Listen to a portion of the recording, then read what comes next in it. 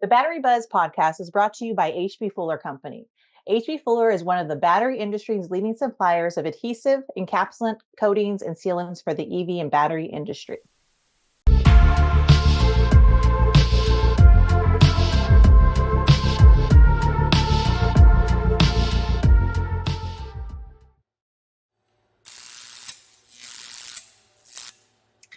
Hello, and welcome to Battery Buzz, the show for battery professionals by battery professionals, keeping you connected to what's new with batteries and the people who help build them.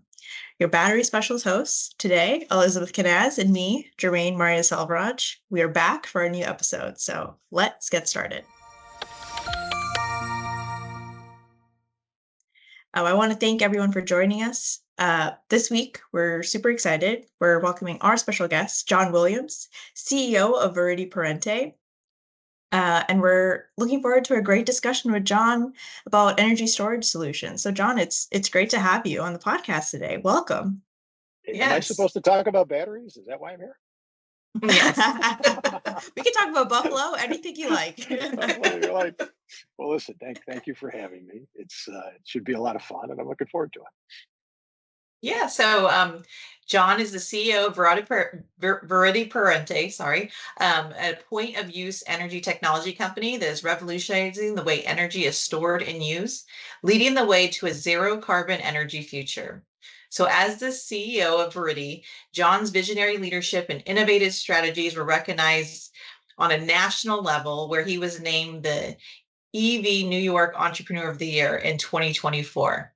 So underscoring his pivotal role in driving the company's growth and success, Jon is also a member of the Endeavor Entrepreneur, a leading global community for the high impact entrepreneurs, those who dream bigger, scale faster, and pay it forward. So welcome, Jon. That's a very impressive background.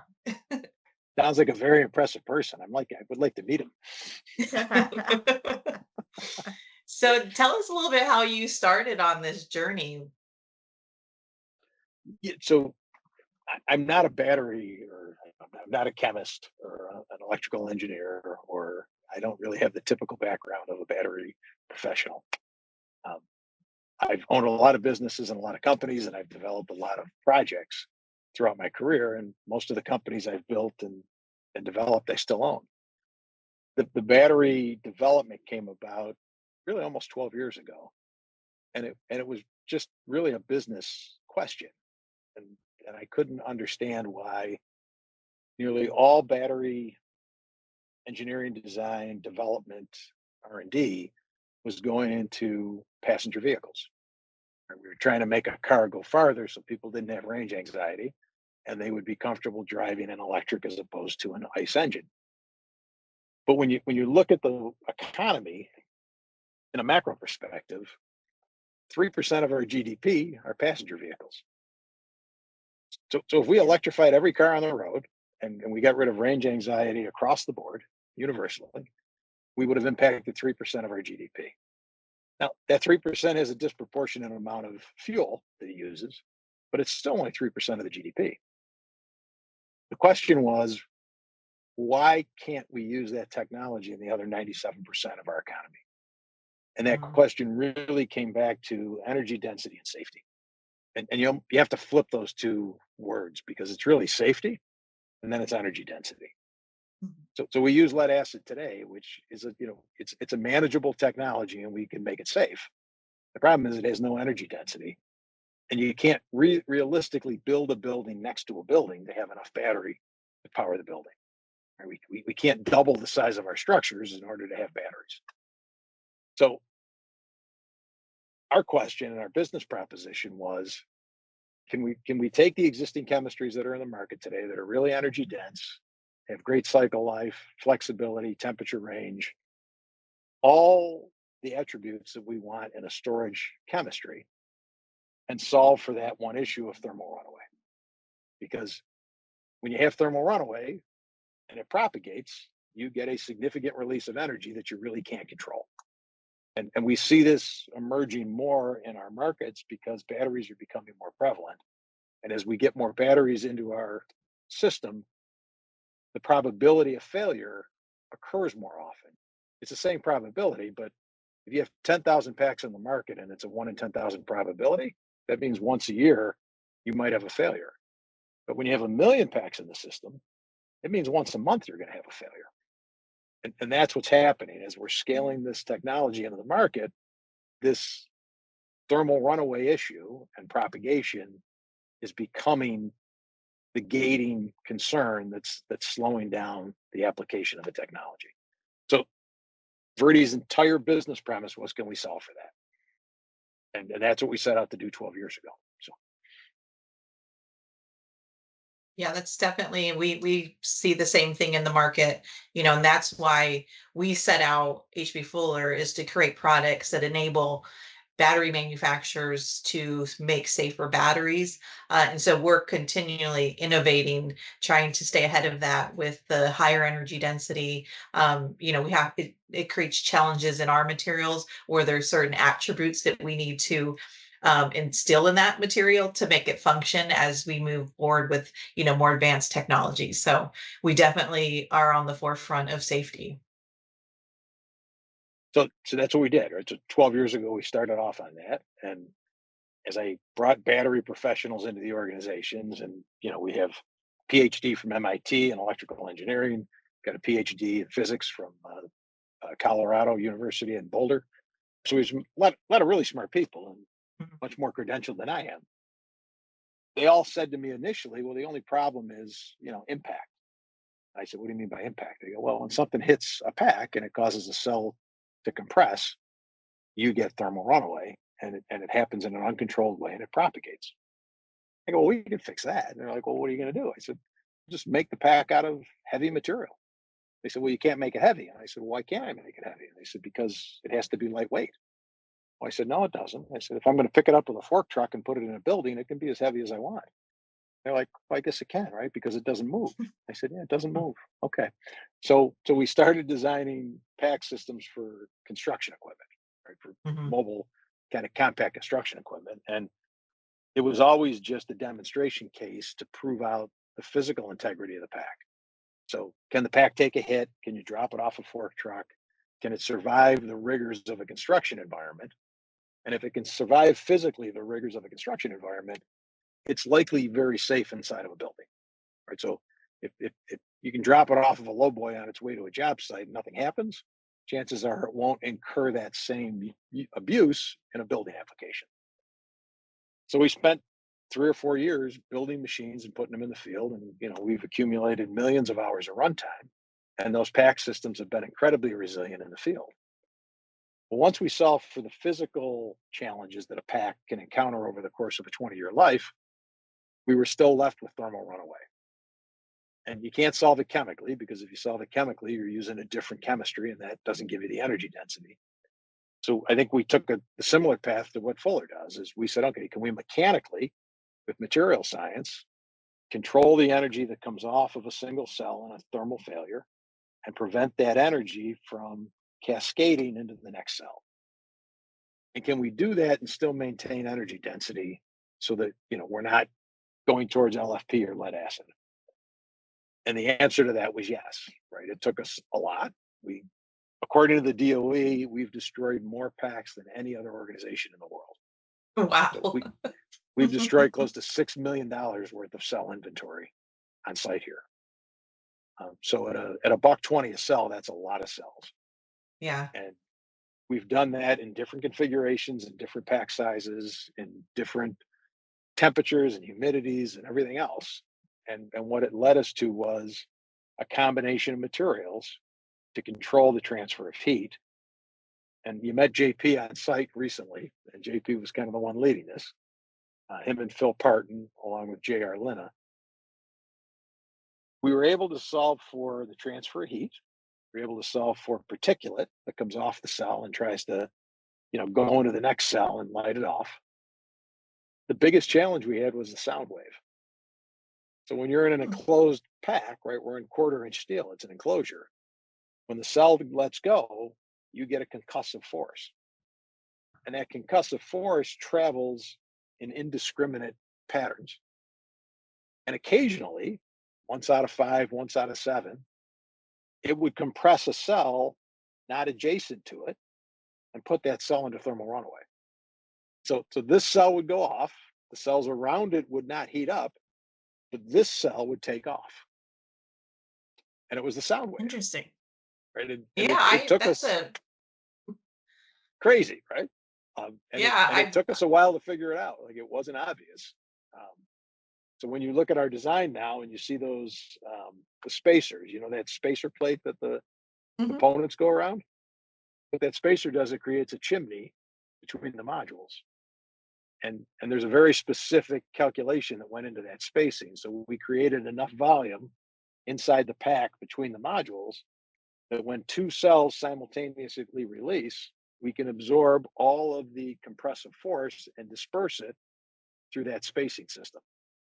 So what happens now is when the cell goes off, it just disperses the energy, the sound energy, and doesn't allow it to point load. And that was really what got us to the point where we knew we had it. Interesting. Well, that's awesome that you were, because you were saying that you've done the most testing. You wouldn't have really known that, right? Unless you kind of set off multiple cells or packs at different configurations, because how would you know? This is so new altogether. So it's great that you've kind of done that work in the front end while proving out the technology. And that really led, all of that testing completely informed this next generation module. So what the team is doing now and what they're looking at your products for, they have a very narrow defined focus as to what they need. And they're able to really focus on the best products in the market that are going to solve for that issue. Or when we started, we were using phase change materials. We were trying everything. Little known secret that most phase change materials are petroleum based. And if they get hot enough, they turn into fuel. We did it. Oh gosh. I'm sure the Buffalo Fire Department loves you guys. So not only do you have fuel, but you have the electrolytes on fire. So you're putting fuel on the fire. So we took a 50 kilowatt hour pack, because we had done sub packs with phase change, and it worked. It stopped the chain reaction in like a 2 kilowatt hour pack. So the team says to me, well, okay, we're going to go to a 2 kilowatt hour pack, and then an 8, and then a 12. I said, no, go right to the 50. They go, you can't do that. I said, listen, we don't have time for this. Go to the 50. They're like, John, you can't do that. I said, go to the 50. Okay. So they do a 50. Well, after about 3 minutes of propagation, because it starts to propagate, it didn't control it. It got hot enough that it converted the phase change into fuel. And it looked like a jet engine. And it sound, just burning. Every fire department within 20 miles responded to the site. And there's this pack on a metal table in the middle of the parking lot, and we have a fire hose, and it looks like Armageddon. Like there's smoke and fire coming off of it, but it's just this individual pack. And they all pull up in their trucks, and it almost looked like a cartoon, because they all were in a ring around the pack with the trucks pointing towards the pack. And we just sat there for an hour and watched it burn. Yeah, not much else you can do, right? Yeah. Yeah. And then we realized the phase change was not going to be the answer. Well, listen, you figured it out. Yeah. All thanks to you. Well, I think thanks to the fact that we have some really smart people, and they are patient with me, right? They know when to say, John, you got to let us do this, and just step back a little bit. So That's awesome. That's awesome. Well, it's funny because you were talking about your facility, and I know we were talking about this previously before we started the podcast, but I had the pleasure of being at your facility, and it was amazing. Huge.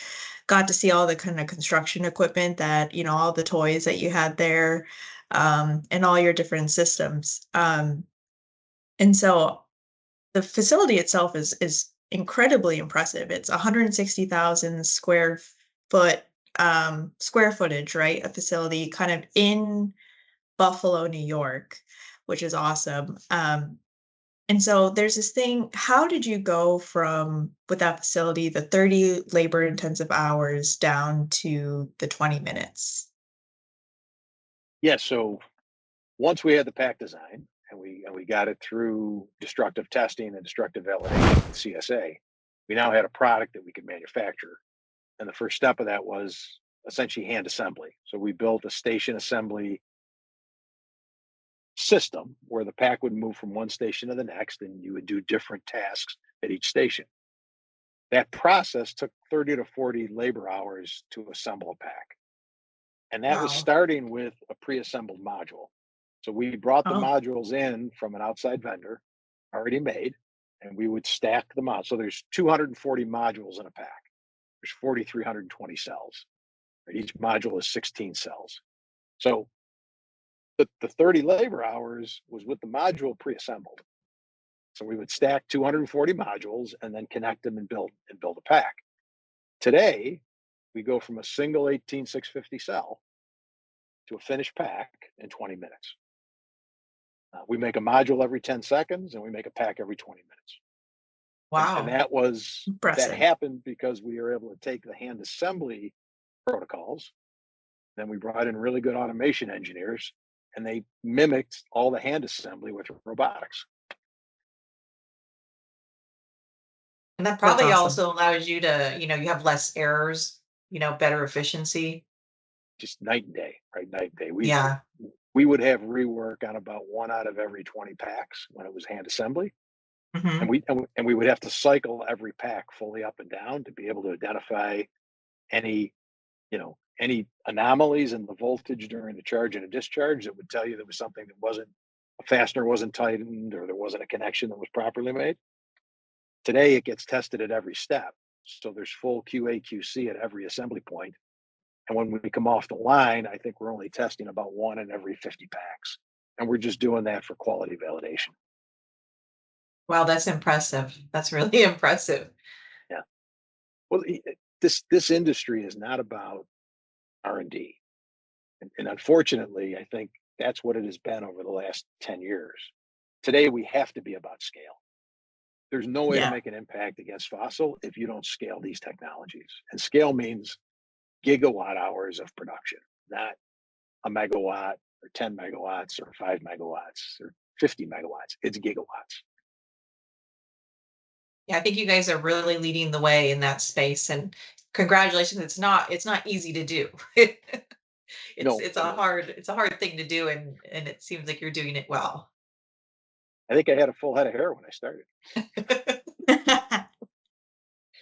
So I'm just curious, how did you come up with the Viridi Parente name? Like, where did that come from? So I've got to give credit where credit is due on this.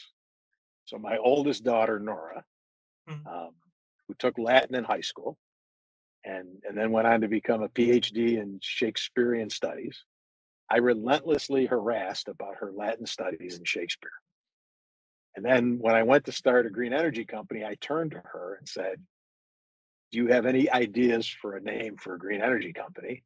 And she goes, "Oh, so now you need my Latin degree to help you." And I said, "Yes, this is a complete mea culpa. I apologize for everything I harassed you about." So she came up with it, and Viridi Parente just means in Latin green parent. Wow, yeah, it's an interesting great name. Story. I know, Yeah, that's that's an it. awesome story. Yeah, that's As an it. eldest daughter myself, I feel very validated. So when she got her PhD in Shakespearean studies, I picked on her and I said, "Nora, you're not going to believe what happened. I just read in the Wall Street Journal that last week they closed the Shakespeare factory. I can't believe it happened." So she did end up getting a head of a department she lives in England. So she ended up getting the head of a department at one of the universities. And she sent me a note and said, "Well, I guess the Shakespeare factory just real." I love that. That's awesome. That's hilarious. So John, I wanted to kind of ask you about, I know, we've been talking about some of your different units and what they do, and they serve a lot of different industries, right? So can you just tell us about some of the different product families that you have for your ESS systems? So everything's based on that 50 kilowatt hour pack. So the pack is really the common component in all the systems we build. The reason for that is that we centered in on 50 as being enough individually for small applications, residential, vacation properties, kind of apartments, but also being able to scale quickly for commercial applications. So 2050s give you a megawatt. It's easy to do the math in 50 kilowatt hour blocks. Really, what our product does is it takes what is today the biggest issue in our electrification. It's not the capacity of our electrical system, it's the efficiency of our electrical system. So the grid today, if you ask the head of the DOE, he will tell you the grid today operates at about a 32% efficiency across the country. If you ask a utility, they'll tell you it's about 40%. But Jigger Shaw, who's the head of the DOE loan program, said 31% is generous. He said, I think the number's closer to 26 or 27. Oh, wow. So if you think about that in terms of efficiency, we throw away 3 out of every 4 units of generation. So we generate 4 units, we transmit it, we distribute it, and we have delivery capacity for 4 units, but we only buy 1. One. And it's because of time of day, right? Time of day says we all use it at the same time, and then we don't. Mhm. Well, the reason our electric grid never had batteries was because we always had a fossil system that had storage. So if our electric grid ever got out of balance, we just relied on fossil to pick up that variance. And the Mhm. reason we could rely on fossil is because we have storage in fossil. Right? With fossil, there's always storage capacity at the ready to fuel something. Even in your car, you carry 20 gallons of fuel in your tank. Then you go to a gas station that has thousands of gallons underground. Then a truck comes and delivers to the gas station that has tens of thousands of gallons on the truck. Then the truck goes to a shipping depot that has 50,000 gallons in a tank. Right? We have all these storage devices throughout that distribution system. But in our electrical system, we don't. Right? We generate here, we deliver here, and there's nothing in between that stores it. So the minute there's an interruption, lights go out. Yeah, and that's interesting that you bring this up because in our next segment, Battery Banter, that's exactly what I wanted to talk to you guys about was so I had heard somewhere that like we could have powered the city of San Francisco with all of the energy that we dumped. So I started looking into it a little bit more, and the California Independent System Operator reported significant solar curtailment energy that could not be used or stored. And the data showed that the curtailment reached as high as 5 to 10% of solar production during the peak periods, which you were talking about, Mhm. due to the storage limitations and grid constraints. And so I just recently put solar on my house, and I have 2 battery systems for energy storage, but they only made it mandatory in the state of California where I live this year. And before that, they did not. So there's a bunch of solar on all Mhm. these houses that is just being dumped because there's nowhere to store it. So it's kind of a, but I think that's changing, and your products can help in this. So which I think is amazing. And the reason for storage behind the meter is that when you put it at the end of the line, you remove all the congestion upstream. So what happens is when we do grid scale storage and we do it at a substation, you're competing for the same distribution line to move energy, right? Because that line has finite capacity at peak. So if you're upstream, you're just dumping more into that capacity play at peak, and you're really not able to use it the way you want it. When you're doing it completely at the end of the stream, I don't need I don't need another unit of generation. I don't need another unit of transmission, distribution, or delivery. I can double the amount of electrons you buy through your meter just by putting a pack behind it. Because whenever That's you're not taking interesting. energy, I take it. Right. So there's a place for the energy to go when your connection is not at peak. And then when you are at peak, the pack takes you offline and draws from it so that you don't stress the system by everybody, running their dryer at the same time. So you don't have to change habits. You can live your life the way you want to live it.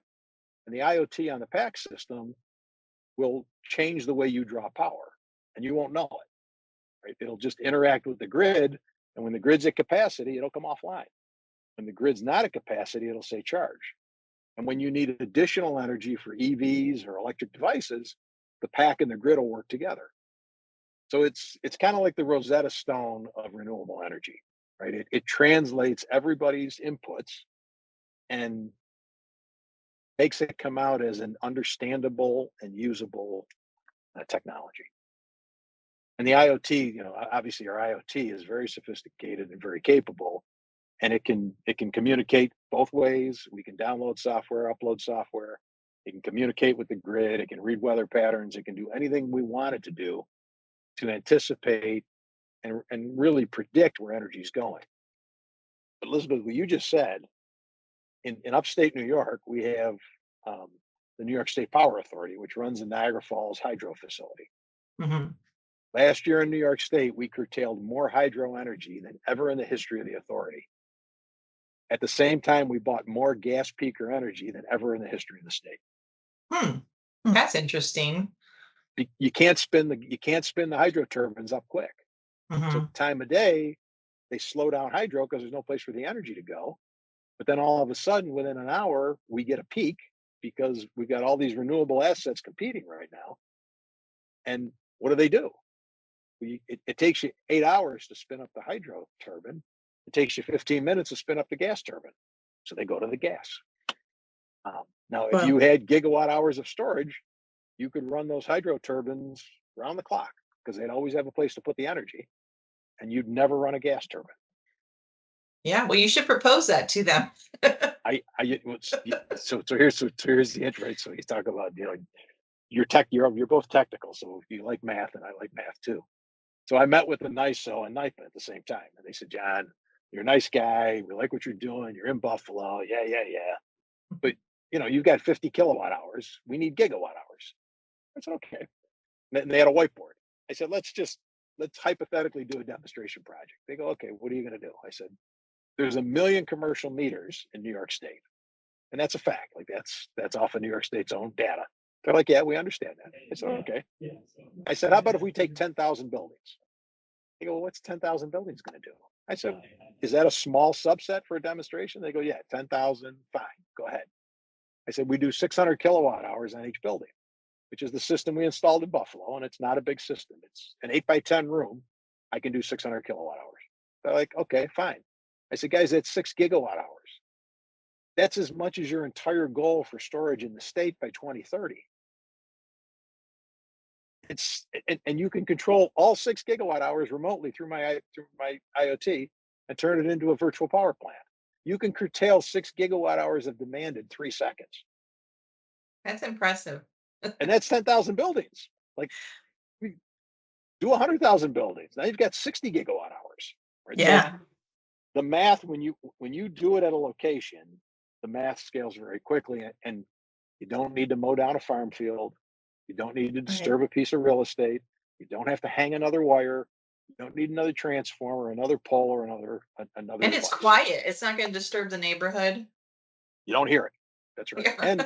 And you give each one of those connected points 100% resiliency. Nobody ever loses power unexpectedly. Yeah. And I think it's such a huge benefit, right? That the capital expenditure is not significant, right? So for, say, the state of New York to make such a huge transition for 10,000 buildings, 100,000 buildings, whatever, it doesn't, at the end of the day, it's not an exponential increase in cost for them to do. It's very reasonable. 10 cents on the dollar compared to the capital spending to put in wires and poles. Well, that's and it's really a way cheap. better product because yeah. Think about it. If we double the number of electrons we sell through the existing grid, you bring down energy cost because you're putting twice as many units through the same capital and system. So you can actually have a green transition without raising costs. You can actually reduce energy costs. We need to picking up that efficiency. Well, awesome. I mean, this is so interesting learning about this. I know that we pay like a transportation fee here in California because we get our power from Nevada. So I look at my bill and I'm paying a transportation fee, a fire fee. Just the amount of fees because of, when we get high winds and it's dry air, there's a high risk for fires. You guys all hear California's always on fire. So I think having, an alternative is important. And I hope that maybe we can find a solution, here in California. So I think Wow. it's, I didn't know that. So I didn't know that you paid we're for the risk. you do, yeah, yeah, yeah. I mean, listen, you have to put those costs somewhere. And it seems unfair, but if you don't put them somewhere, you don't have enough to run the system. We have to take that inefficiency out of the system in order to lower cost. yeah, You can't make 4 units and sell two, or make 4 units and sell one. It's just not a business model. It's a model of inefficiency. yeah. Well, Yeah, that that's makes sense. very interesting. It is. Thank you for sharing that information. That's pretty cool. Well, I know you have some, JP was telling me about some of the units that you have in Buffalo, so I'm very excited to see that expand to all of New York, and then I'll see it in Minnesota here too, and we'll get all of California sorted. Well, I think that's all We're this. looking forward to that expansion as well. So Yeah. Nice. Well, I think that's all the time we have for today. I would like to, have our viewers join us at AABC 2024, December 7th to the 10th in Las Vegas. We're excited to see everyone there. And if you're going to be there, reach out on LinkedIn, or if you have our contact information. And we're also really excited for our next episode of our Battery Buzz podcast. We'll be having a special guest, our Ellsworth distributor with Natalie Jermo, joining us to discuss how distribution helps support the H.B. Fuller business. Yeah, and John, I just wanted to say, this was so great to kind of learn about Viridi Parente, about you, your background, and kind of your journey here, and I learned a lot about the grid in general and energy storage systems. So thank you a lot for your insight. thank you for your time, and it was a fun conversation. Thank you.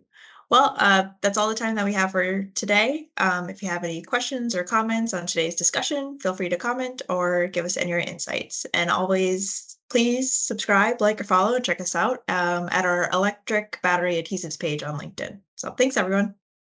All right. Thank you. Thanks, John. The Battery Buzz podcast is brought to you by H.B. Fuller Company. H.B. Fuller is one of the battery industry's leading suppliers of adhesive, encapsulant, coatings, and sealants for the EV and battery industry.